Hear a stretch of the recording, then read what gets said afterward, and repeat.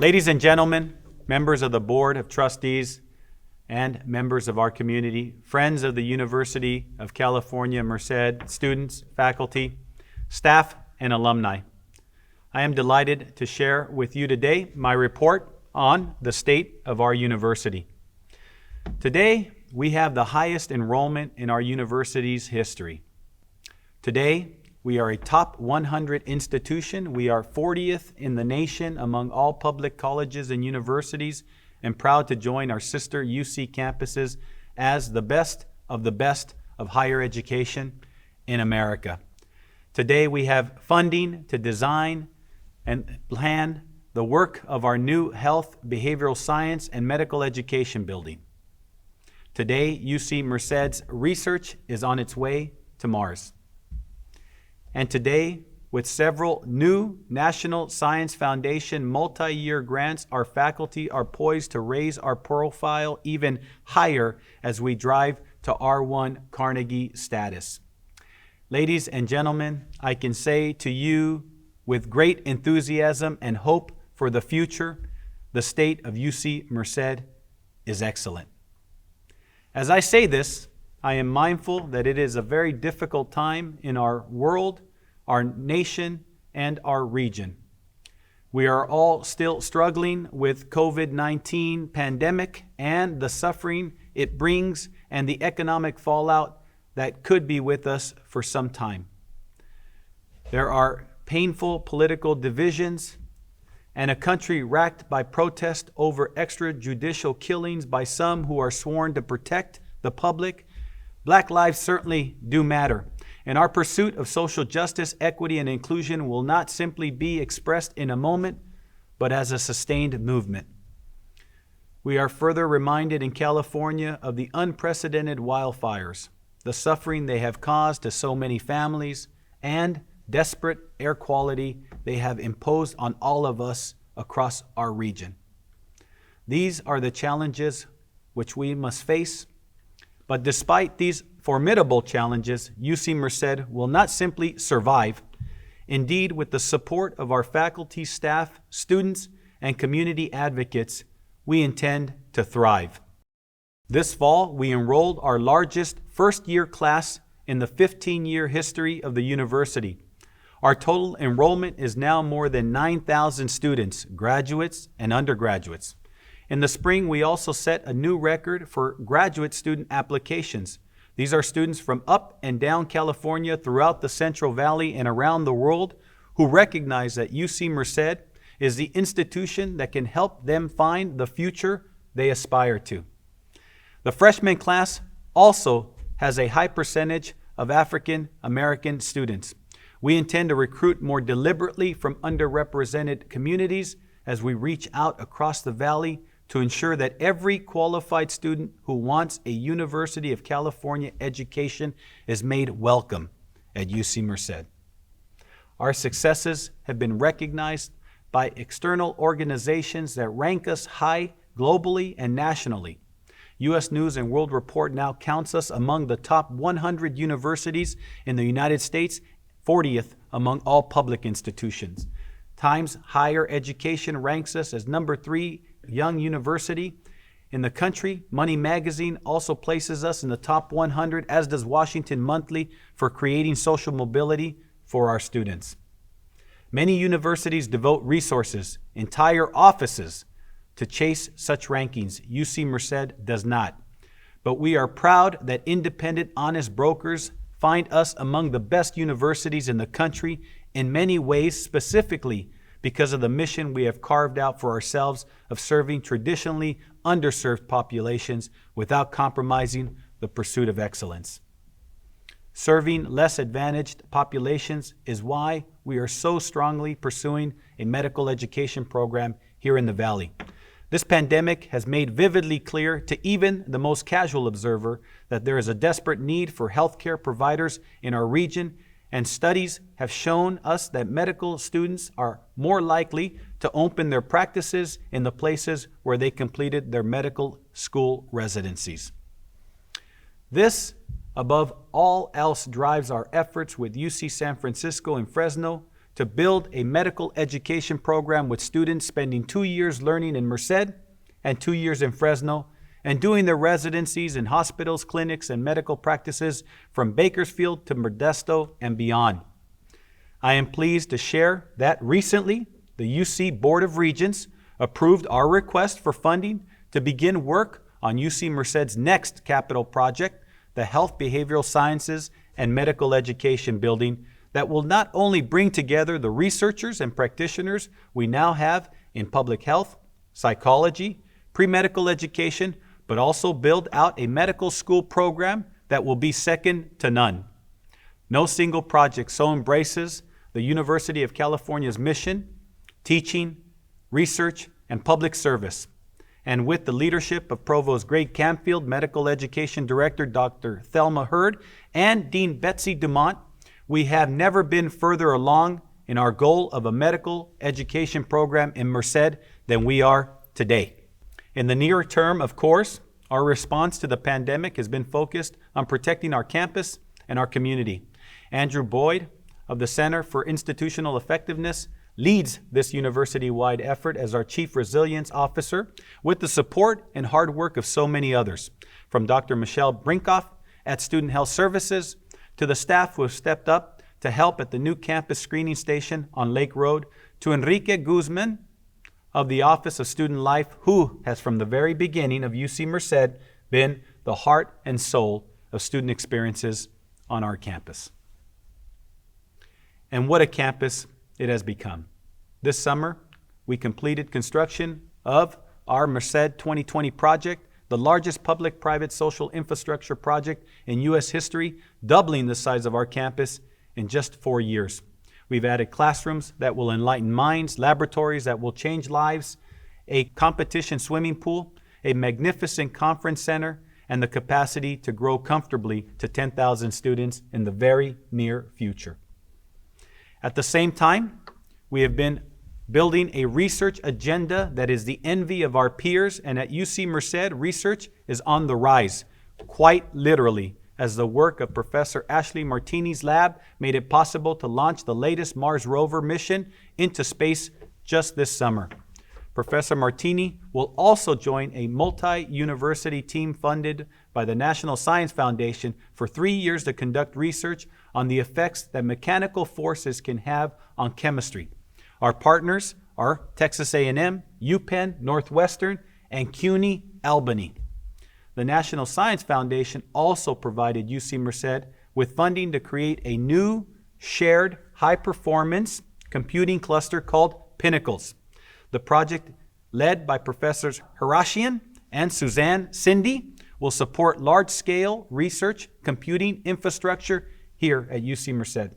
And the NSF awarded a 4-university consortium, UC Merced, the University of Pennsylvania, Purdue, and the University of Florida, with a 5-year funding grant to explore innovations in technology for precision agriculture.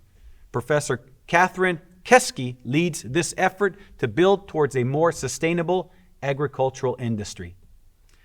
These all speak to the growing recognition of UC Merced as one of the nation's top research institutions, and the growing belief that our faculty can help address society's most pressing challenges.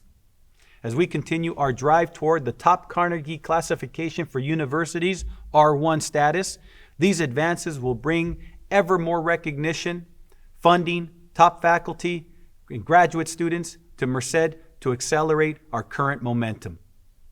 No doubt you have noted all of these things I have mentioned, the social mobility we create for our students, the programs in medical education we will build here, the research that we will not only bring more top scientists to campuses, but also create opportunities for our region's biggest industries, have one great common thread: our commitment to the Central Valley and its future.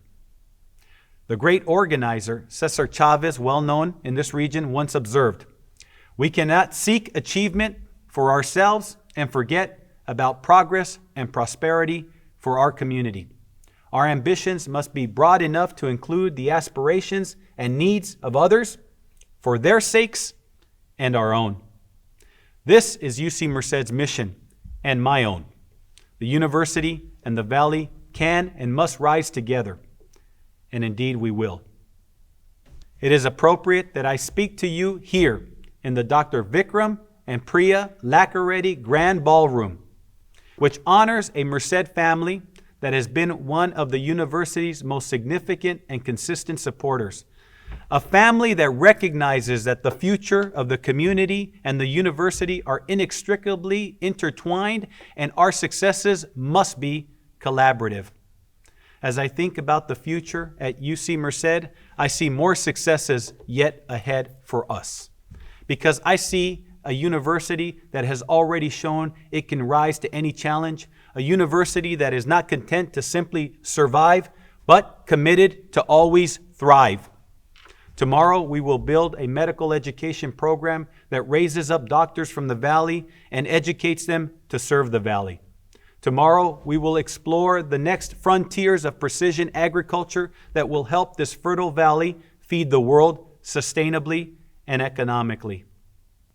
Tomorrow, we will enroll and graduate more students at all levels who not only come from California, but will stay to build the future of California, including doctoral students who will change the face and voice of higher education by becoming the next generation of transformative university faculty. And tomorrow, UC Merced will continue to rise, because upward is the only direction we know.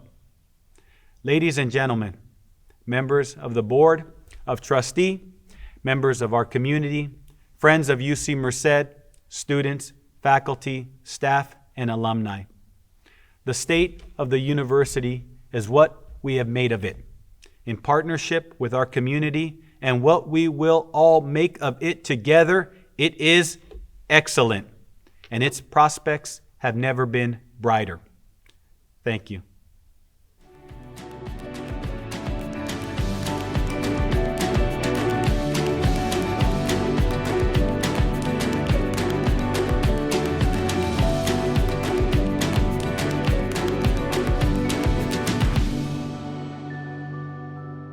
Good afternoon. My name is Denise Watkins. I'm the chair of the UC Merced Foundation Board, and it's my pleasure to be here today with Dr. Munoz, Chancellor of the University of California, Merced.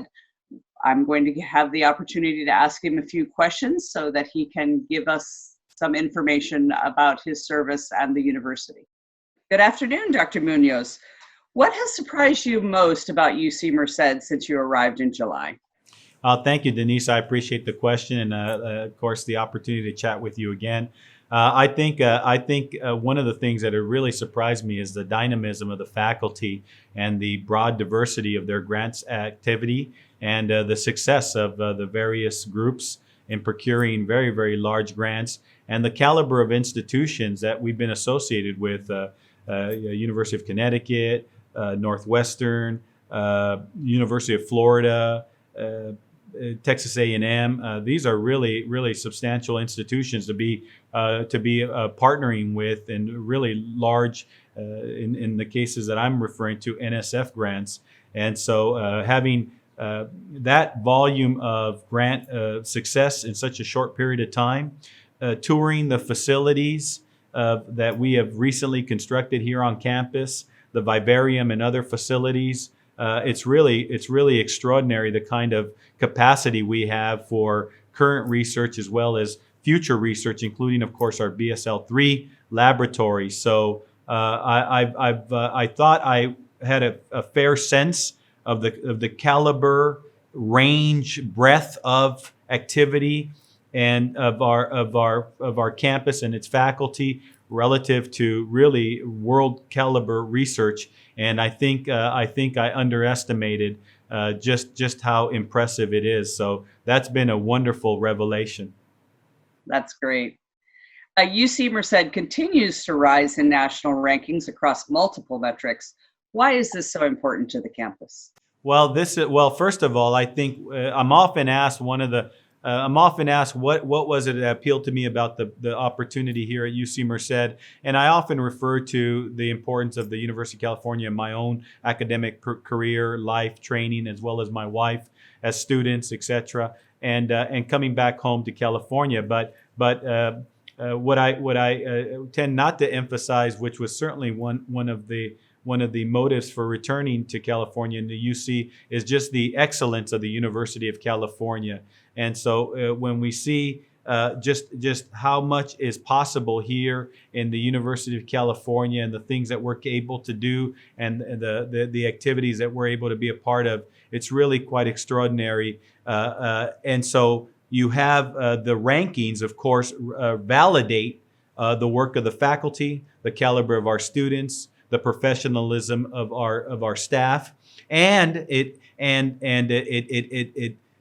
tells the rest of the country how the UC Merced, like UC Riverside, UC Santa Cruz, UCLA, UC Berkeley, and on, really have the highest expectations of academic excellence without sacrificing access. Right there's the challenge when you are talking about a campus. In our case, your campus, my campus, UC Merced, that is 2/3 first-generation college students. That is over 60% Pell Grant eligible, which means they're federally designated as requiring financial assistance at a high level. And yet we are a top 100 university of all of the thousands of colleges and universities across the country. It's really quite extraordinary. So I think what this does is validate the magnificence of our faculty, the promise of our students, the professionalism of our staff, and the support of our community, you and others,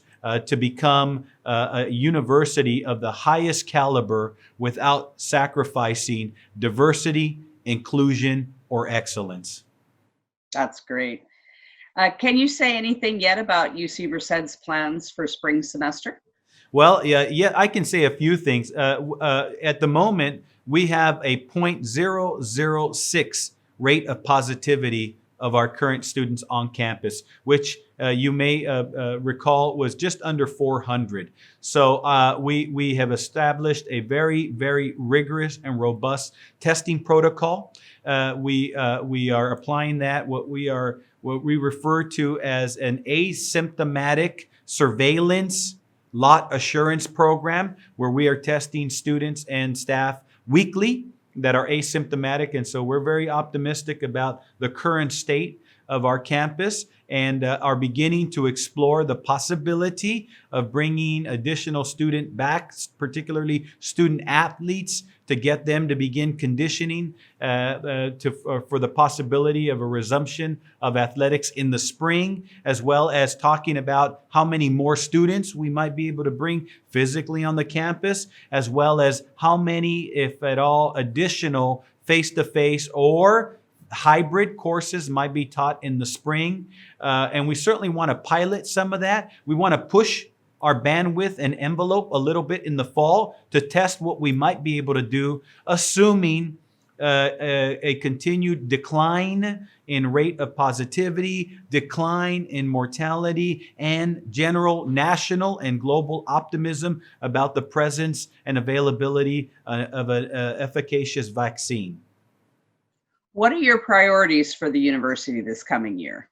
Right. Well, you know that we have always expressed our ambitions relative to a medical education program, and I'm very pleased to inform you and others that the University of California Board of Regents very generously approved our request for P funds, program funds, just under $10 million, which we will add to in order to drive what's called a development design standard.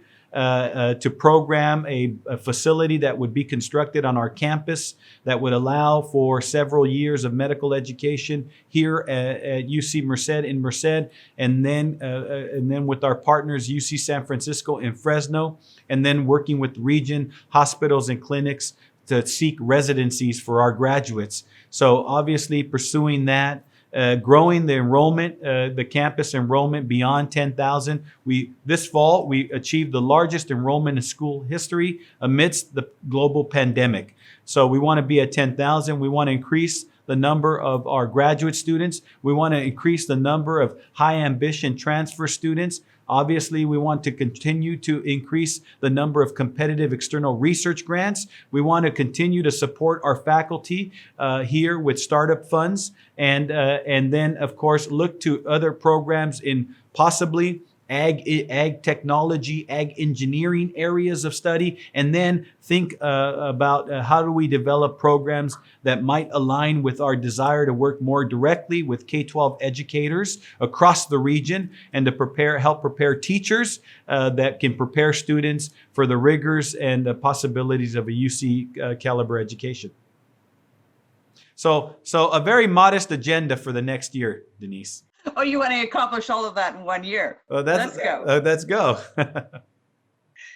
Given what you know about higher education, what academic majors have the most potential to grow and attract more young people? Well, we're seeing tremendous growth in areas of data science, areas of data analytic, areas of cybersecurity, cybersecurity, and those areas. I think you're going to see more having to do with the design elements around this remote instructional design. I think are going to be areas that grow. Interdisciplinary programs, which really are part of the DNA here at UC Merced in particular. I believe you will see more and more people attracted to these programs that draw in the human element, the technical dimensions, and how they interface and how they evolve. I believe higher education will see greater interest in machine learning, greater interest in agriculturally sensitive engineering and technology areas. I spoke with faculty that talked about sensors that were biodegradable, that a farmer could lay out in his field and would send data, big data back, that would tell him about the chemicals in his soil, the water saturation, how arid the soil, etc. Very fascinating work, and as well as artificial intelligence and the growth of that area. And biomedical engineering, I think, is another area of growth long term. So we're well positioned in the San Joaquin Valley for all of these fields having to do with more dynamic research and engineering and ag, as well as medical engineering, medical technologies, given our aspirations for a medical education program. So certainly, again, the expectations of the University of California are second to none. And of course, we plan to be a very dynamic part of that ambition within the University of California. That sounds very exciting. The pandemic appears to have affected the traditional timeline for college enrollment. What are your thoughts on how the admissions process might evolve for universities based on what higher education leaders are learning today? Right. Well, again, fortunately, being part of a state that continues to grow, and in spite of the current economic challenges, the underlying diversity of industry of California is very strong, and I am very optimistic, as are most people, about the long-term economic prosperity and viability of our state.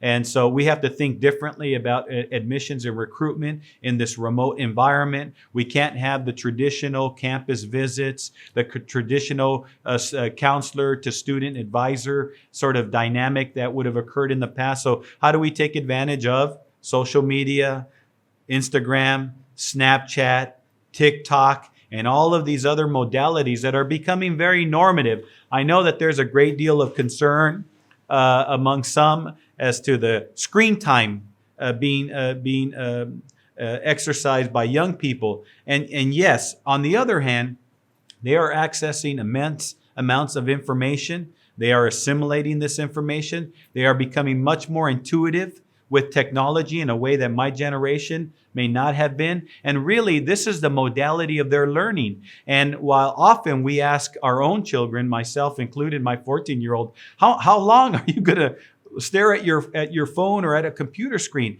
For them, it's much more normative and intuitive, and they are learning. So we have to learn. A colleague of mine used to say, we don't need to move at the pace of higher ed, we need to think about moving at the pace of the young people entering higher ed. I thought at the time and today that there's wisdom in that observation. And so we can learn a lot from these young people about how they want to receive information, how we shape it so that it reflects our values, and that it helps informs the decisions of young people and their families about pursuing post-secondary education. Obviously, we hope here at UC Merced. Now, I will say that we have had a very generous volume of applications. And as I said earlier, we are enjoying the largest class in the school's history. And my intent is that I make that statement every semester and every fall. I've made clear my goal is to be at 15,000 by 2030, if not sooner. My expectation is sooner. Great. Have you identified new or existing research areas where the university should expand its focus? Well, I think that there's ample opportunity in agricultural sciences. I think how we become as a campus that all of the buildings are LEED certified, a building that is immensely committed by program, by personnel to sustainability and being sensitive to the environment, looking at climate change. I will tell you one area that I have already broached, and here we have a wonderful shared governance model where faculty are really the drivers of academic programs. But I will tell you that we are all being affected by the scourge of these fires across the state of California. And there are areas of research and study that examine fire, its behavior, its proliferation. How do we mitigate it? This might be a very interesting area for us to begin to think about, as well as areas of water. Okay, how do we preserve it? How do we maintain prevent its contamination? How do we distribute it more efficiently? And how do we capture energy?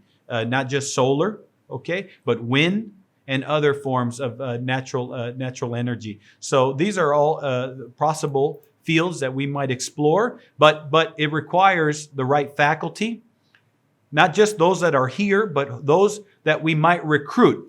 When I was in West Texas, for example, which is well known for the wind that travels, there were cluster hires of faculty that knew about wind, about wind technology, about how to capture it, how to transfer it, how to move it without energy being leaked across all of the conduits, to move that captured energy to communities where it could be used. So we might think about those kinds of strategies, bringing an entire research team in a cluster hire from some other institution. That would be exciting. So you touched on it a little bit about the funding for looking into medical education. Can you give us a bit more detail on what's next for that area? Right. Well, I will tell you that to my knowledge, we've never been further along in our ambitions to develop and then to implement here concretely a medical education program. The Board of Regents were very generous in providing us just under $8 million for the programming of this particular facility, the building that would be here, the Health, Behavioral Science and Medical Education building here constructed on our campus. We will augment that to be at a higher standard of design and planning, so that once that process is completed, we will, to my understanding, be ready to get in the ground, in the dirt. That's very exciting. That process could reach completion depending on the success of the RFP, those that respond to it in the next few months. We might have that information by this time or late fall next year. That's very exciting. One of our assemblymen, Adam Gray, who you might know, has been very, very instrumental in procuring and in the legislation some initial base operational funds for UC San Francisco and UC Merced of approximately $15 million that would then be hopefully augmented over the next several years, that would then create the operating budget, permanent legislatively appropriated operating funding for this facility. Those two things in concert are really exciting. And then, of course, there would be tuition and what have you involved with those who would elect to pursue their education. But just think about this.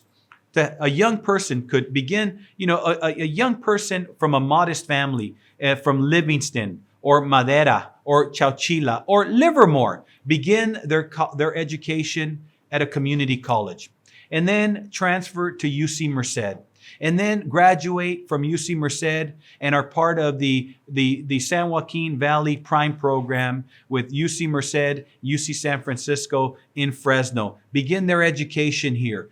Go to Fresno, work there, and then take a residency in Turlock or Modesto, and then decide I'm going to open my practice or join a practice here in Turlock or Merced, and treat the families in the valley where the university that educated me in the valley is located, and where I hope to raise my family and carry out my practice. We know that the Valley is one of the most medically underserved areas of California, and we have a chance here, you and I and others, to change that for generations to come. What a legacy. But this is what the University of California has always been about, creating legacies of prosperity.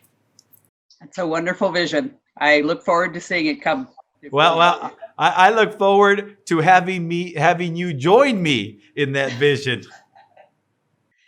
How can the university partner to expand the local and regional economy? Well, I think one of the things that we can do is think much more dynamically about how we can create business incubators, small business development, how we can do some technology transfer. Obviously, great universities thrive because of the community that they're located in, and small business is the backbone of any community and state economy. And so what we need to do is work with small business in and around Merced, work with our small business enterprise office, work with small business incubators. And I tell you, I'm also interested in some kind of virtual, many universities have virtual research parks, or they have research parks that are brick and mortar. I'd like to be more dynamic and think about virtual research park, to think about incubators, virtual incubators, to think about bringing together people that might provide some angel funding to be catalyst to some industries that might locate in Merced, in Turlock, in Modesto, in Madera, in Fresno, in Chowchilla, and be catalyst for change and diversifying the economy of our region. Silicon Valley is not that very far away. Okay, to the Central Valley. Let's rethink how far the silicon can be expanded and maybe reach here at Merced. Great. You've mentioned you're interested and support of the arts. What is your vision for the arts at UC Merced? Well, first of all, I don't believe you can be a great world-class university in the absence of the arts. And so we've fortunately been able to build out through the Project 2020 some additional facilities that allow us to have maybe some programming on campus in a way that we may have not been able to before with our conference center and some outside venues. I'd like to see some kind of dynamic, interactive, multi-purpose art facility constructed in time on our campus. If you look at Dallas has a downtown art district where they can physically reconfigure the theater for different performances. When I was in Houston, I sat on the Miller Outdoor Theater Board of Directors, and where we provided free theater and art performances for the city of Houston. I'd like for UC Merced to be the hub of theater and arts, both academically in terms of the programs that we might offer, as well as the kinds of performances that might take place on our campus, whether it's musical performances, theatrical performances, but also have the faculty here on our campus. And I will tell you, I'm very interested in developing a gallery space. As someone that buys art, I have bought art for the last 25 years. And I bought art as a graduate student when I didn't have money to buy art. And so many of my first pieces of artwork were made on the installment payment plan. And so I think it's important to have a gallery and a space because what is academic intellectual work if not artistic? Faculty have to think in a way that others haven't. There's an artistry to science and research and discovery, and all of that should be part of the ecosystem of UC Merced. And I hope it will be. Indeed, I plan for it to be. I couldn't agree more. How do we measure success for the university? I think obviously there are some metrics that are uniformly recognized across higher education. How successful are our faculty relative to grantsmanship and procuring outside competitive grants like NSF, NIH, and others? So faculty. How are our faculty recognized in their fields nationally? How is our campus looked at by peers? Who are our peers? What is our persistence rate? Not just our participation rate, how many students come in, how many students complete. What is our persistence rate, our graduation rate? What is the rate of success of our graduate students? What kind of institutions are our graduate students becoming faculty at? What is the diversity of our leadership? We have to be judged by that here at UC Merced. What is the impact of UC Merced to Merced and Merced County and the region? We have to look at that. We have to look at not just are we a catalyst for change in the lives of our faculty, staff, and students, but the community. We are a public university, and this community makes investments in this public university. How are we reciprocating that investment? By being good partners and agents of change to lift all lives here on the campus as well as around it. I think that those are some metrics that we should be judged at. And I think if we're being judged, we do quite well. What would you like your legacy at UC Merced to be? I'd like to be here long enough to have a legacy, I suppose. I would say that if we become a Research One institution and have a medical program, are working more directly with K-12 and the preparation of educational leaders in K-12.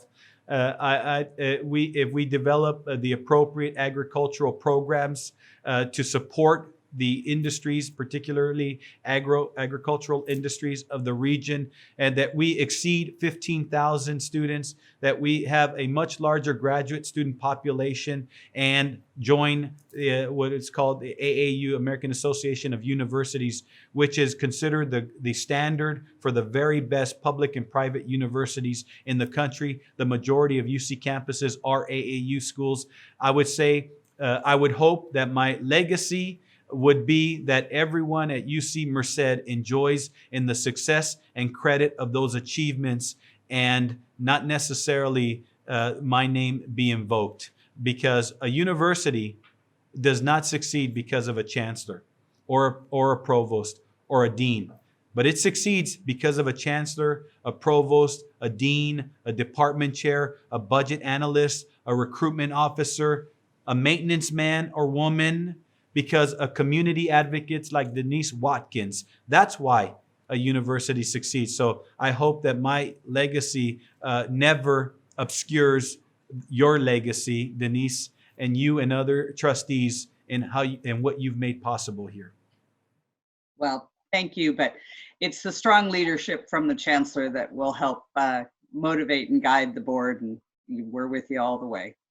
So, Chancellor, can you give us a bit of information about your experience as a first-gen student, and particularly how you think that can impact the students here at Merced and how you can share that with them? Well, I appreciate the question. So both my parents were immigrants from Mexico without any formal education themselves.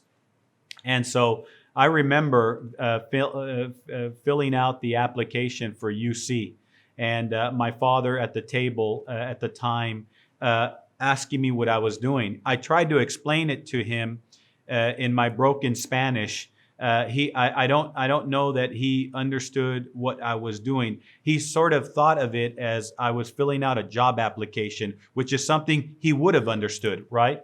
And it wasn't that he lacked ambition for or didn't have aspirations. He had no context.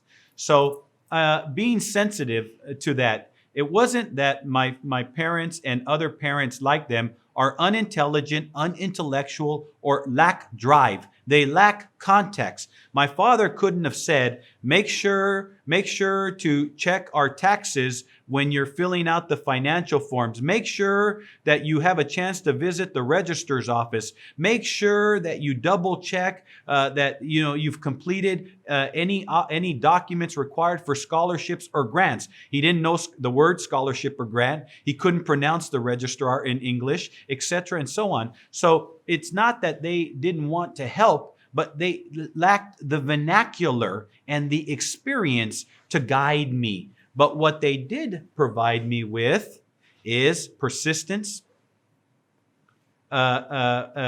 discipline, a relentlessness, and those served me very well. So there were other things that my parents taught me that helped me as a first generation college student.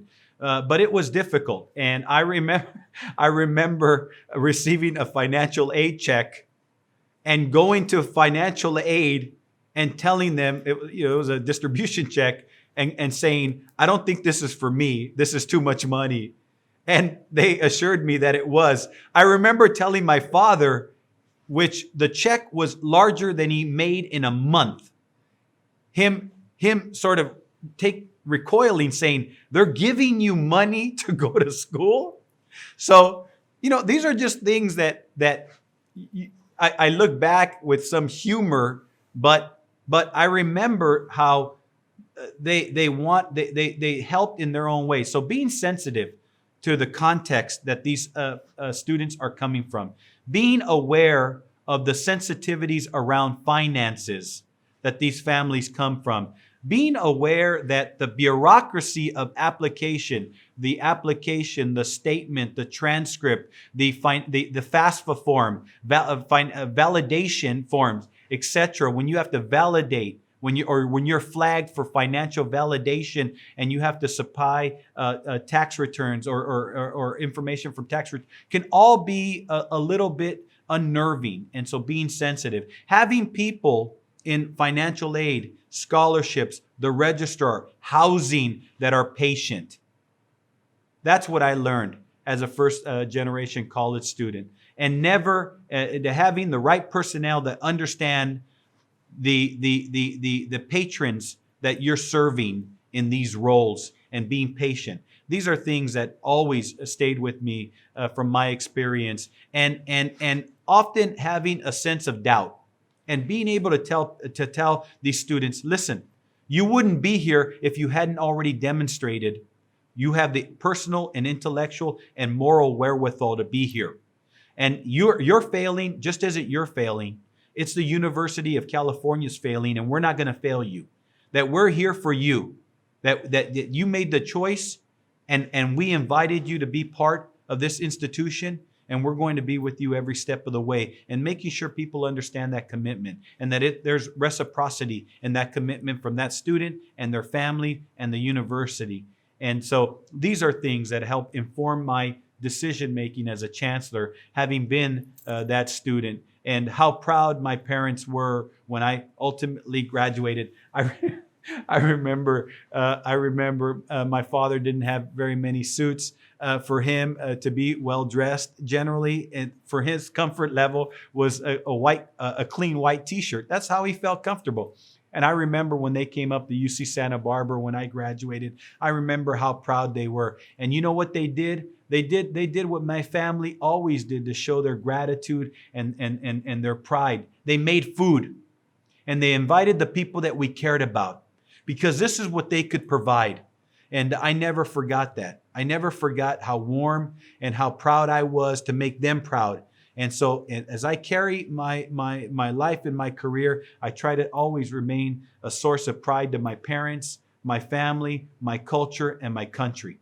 So I think that those values are still part of the students that come from many different backgrounds, ethnic backgrounds, cultural backgrounds, and economic backgrounds, who have those same ambitions, that same privilege of family, of culture, that same drive, that same relentlessness to be successful, to be a source of pride to their family. I don't think that's changed from in the 25 years, 30 years that I was an undergraduate to this day. And I see them on our campus. I see them here. I see them in my previous institution.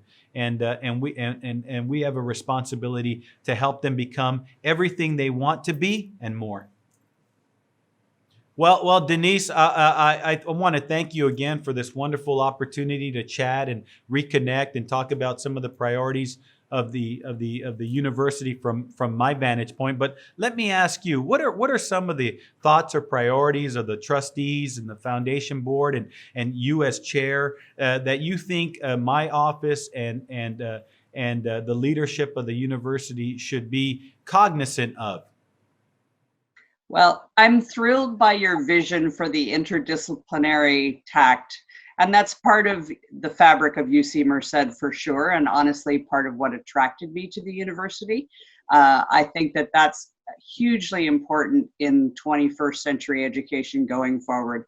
We can't just focus on one, small aspect of education. You really need, in the real life world of projects working together, you need that interdisciplinary focus, and you need the ability for them to work together in project teams. So I think that the more that we can continue to push and grow that at UC Merced, I think is important. Obviously, continuing to support our diverse student base, that's hugely important to me, and I think it's hugely important to the board to create that opportunity for a better life and opportunities for improving the state of California and the nation and the world through, transformation of people's lives. I think you can't do better work than that. Well, obviously, I agree with you. Denise, I'm curious, sometimes obviously you and I wouldn't agree with this statement, but there are some that continue to question the value of post-secondary, college, university education. And I'm always surprised to hear that sort of argument. And how can we as a university help the diverse constituents that we want to serve and their families of all backgrounds, ethnically, culturally, and economically, socioeconomically? How do you think we can be more effective in helping them appreciate the lifelong benefit and value of a UC education? Well, I think it's partly communicating in more ways and perhaps less traditional ways than universities communicated in the past. I think you hit the nail on the head a bit about talking about how do the students want to learn. I think it's very refreshing for a university to talk about listening to how students want to learn or how students perhaps learn best. I think traditional universities have stumbled in thinking they always know what they should be doing without listening to their constituency. So I think the same thing is true in communicating to the broader community, right? We can't rely on just the standard PR, methods and mechanisms. I think we have to go much more grassroots. We have to really, introduce people almost personally, one by one, to Merced. The people that I have brought to the university, the handful that I've been able to introduce and entice to come walk away hugely impressed. So somehow we have to be able to capture that experience so that people really understand what we are doing here and what is unique about UC Merced, the impact, why our students are a unique population. They're exciting, they're motivated, there's no sense of entitlement, they are driven. It's just a wonderful, wonderful student body, and that is very different from many other campuses. You can walk onto some of these other top flight campuses and there's a strong, entitlement feel. And, that doesn't motivate people to help you, right? Here, you don't have that. So I think the more that we are able to communicate the strengths of our student body, the diversity of our student body, I think the more people will understand why they should support us and continue to grow what we do here. I obviously, again, I couldn't agree with you more. And I often think to myself about this question: how do we solicit accurate information from young people, their families? But also along the same lines, I would ask you, as someone that's been very successful in the private sector, how does a University of California, Merced, or others, how do we continue to keep our fingers on the pulse of industry? For example, your question about what would be new programs that might be developed at UC Merced. How do we make sure that a university is training graduates to be aligned with the industries, not of today, but of tomorrow? I think that we have a pretty good basis, but obviously something I think we should grow more strongly is our Innovate to Grow and our student internships. Because the more that we can get students into real world businesses, the more that we can get them working on real world projects, that not only benefits the students, I think that benefits us directly, because it brings to light and brings to focus the kinds of problems and issues that businesses are striving to solve and where they're looking for help. So the more that we can develop those relationships with businesses so that students are looking at things that businesses actually care about, not just theoretical, possibilities, that's, I think, where we are perhaps unique, and I think where we can enhance and grow our strength, and that will continue to feed us and keep us up to date with businesses. And I agree with you. I think we can expand that beyond the Central Valley and need to create greater connectedness with Silicon Valley and with, the other business centers, particularly in the state of California. One thing that we can learn from very, very prestigious elite private universities is what they do with undergraduate engagement. And so one term that I've used for many years is active learning. And one of the as a university that is still predominantly undergraduates here at UC Merced, one of the characteristics that I'd like to introduce more broadly across the undergraduate experience is a series of what are commonly believed to be high impact practices. You mentioned one of them, internships, but I'd like to encourage more of our undergraduates to participate in internships, undergraduate research, service learning. When I learn something in a class, I apply it in the real world, and study abroad. That if you're an undergraduate at UC Merced, you have completed one or more of these engaged active learning opportunities. And if you complete all four, then you graduate as a global Bobcat.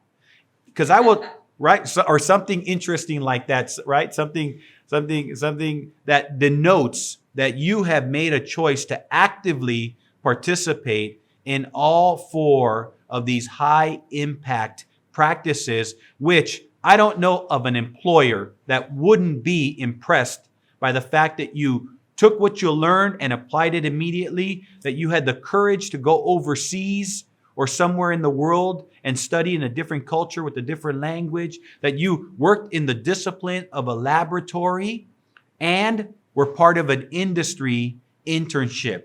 I mean, that's the kind of thing that we want to be a sort of a point that differentiates the education you receive in UC and specifically in UC Merced. So I couldn't agree more with that. I actually did do education abroad through the UC system, and it was a hugely impactful year for me. And I would love to see our students have that opportunity, and as well as the internships. That's something that I